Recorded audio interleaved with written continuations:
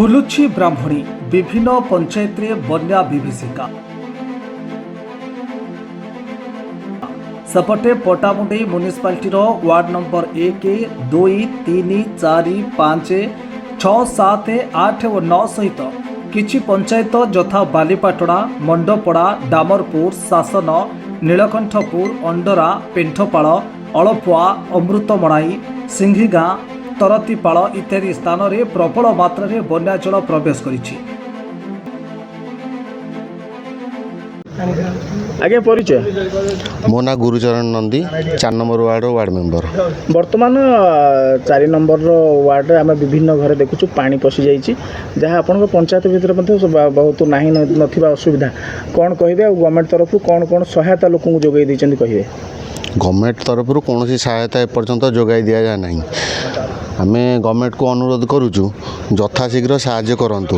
आमर गाँव रे जड़े बाबाजी राय जे कि सी पर्यंत बहुत अवस्था खराब अच्छी सहायता प्रदान करंतु।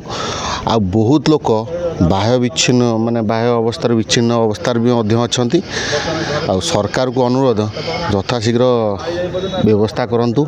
कुंभीर आतंक देखा जाए नीलकंठपुर नदी रे दयाकोरी भल कि टे व्यवस्था कले आम गाँववासी तांको पकड़ चिरऋणी रहिबो। आपणकर एबे पर्यंत किछि पावर बोट हो जहाँ हो किछि एठी माने पहुँची पारिने आम देखिलु रोगी को जहाँ कांधरे कांधे लोक मैंने नहीं आसुचंती ए विषय कौन कहिबे।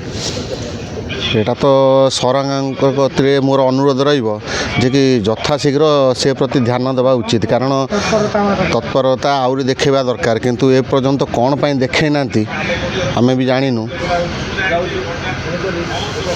जहाँ फल ए सबु पंचायत बाह्य जगतरू विच्छिन्न होइछि।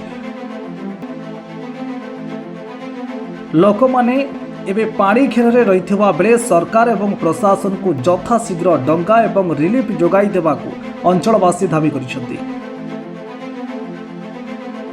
जदि इतिमध्य रेंगाली डैम गेट खोल जाए तेज उपरिस्थ अंचल मान मध्य संपूर्ण भाव में जलमग्न हो जिबार संभावना को एड़ाई दिया जाई न पारे।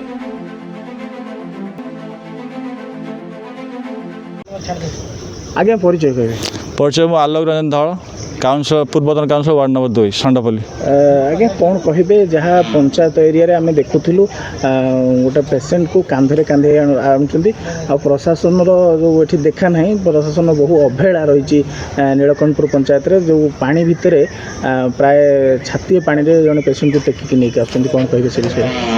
नहीं प्रशासन तो बर्तमान किसी सहयोग करू ना माने पेसेंट जावाई बोले आसीगला आम्बुलांस किसी बड़ कथा सी तो आसी पहुँचल कि पेसेंट आने 2 किलोमीटर लोक कहीं नथिले जहाँ गाँ लोक सहजरे आसिले प्रशासन कहीं फोन कर पहुँचलानी पेसेंट को आने एठी कौन सी पावर बोर्ड दि जाए ना कि सरकारी सहायता एवं पर्यटन सरकार कौन कर्मचारी पहुँची ना कौन कहे।